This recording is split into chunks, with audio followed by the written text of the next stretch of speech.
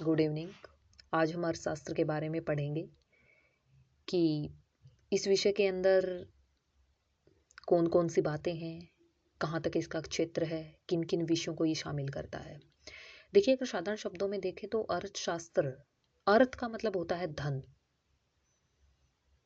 अर्थ मतलब धन। ये इकोनॉमिक्स में हम स्टडी करते हैं कि किस तरह से हम अपनी अनलिमिटेड वांट्स को लिमिटेड रिसोर्सेज के थ्रू पूरा करते हैं या हम उससे संतुष्टि प्राप्त करते हैं। अगर एग्जाम पॉइंट ऑफ व्यू से देखा जाए तो अर्थशास्त्र का अर्थ है कि अर्थशास्त्र स्टडी करती, इकोनॉमिक्स स्टडी करती है कि किस प्रकार एक व्यक्ति, समाज, देश सीमित संसाधनों के द्वारा अपनी असीमित आवश्यकताओं की पूर्ति करता है। देखिए, जो संसाधन होते हैं ये दुर्लभ होते हैं।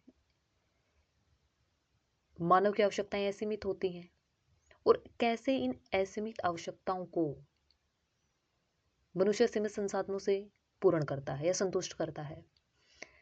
देखिए, एक बात और है कि जो संसाधन होते हैं ये दुर्लभ ही नहीं होते, इनके अल्टरनेटिव यूजेस होते हैं। अल्टरनेटिव यूजेस हम डेली रूटीन में जो प्रोडक्ट यूज करते हैं। अब देखिए, दूध के बहुत सारे अल्टरनेटिव यूजेस हैं, ब्रेड के बहुत सारे अल्टरनेटिव यूजेस हैं, चना जो हमारा हम डेली रूटीन में उसको यूज़ करते हैं, उस प्रोडक्ट को, नेचुरल प्रोडक्ट है, उसके भी बहुत सारे अल्टरनेटिव यूजेस हैं। हम दूध को लेते हैं, देखो दूध से हम क्या करते हैं, पहले हम महत्वपूर्ण आवश्यकताओं को पूरा करते हैं, जैसे बच्चों, बड़े बुजुर्गों, बच्चों को देने के लिए।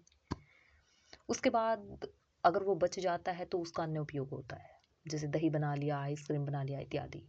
देखो, अर्थशास्त्र के जो पिता हैं, यानी जो father of economics, Adam Smith, उन्होंने 1776 में अपनी एक किताब प्रकाशित की, जिस पुस्तक ने और उनके थीसिस ने इकोनॉमिक्स को एक नया रूप दिया।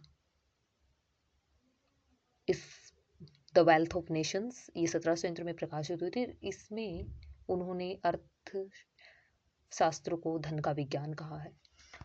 आगे चल के अर्थशास्त्रियों ने इसको क्या किया कि दो भागों में इसको वर्गीकृत कर दिया, व्यष्टि अर्थशास्त्र, समष्टि अर्थशास्त्र, माइक्रो और मैक्रो।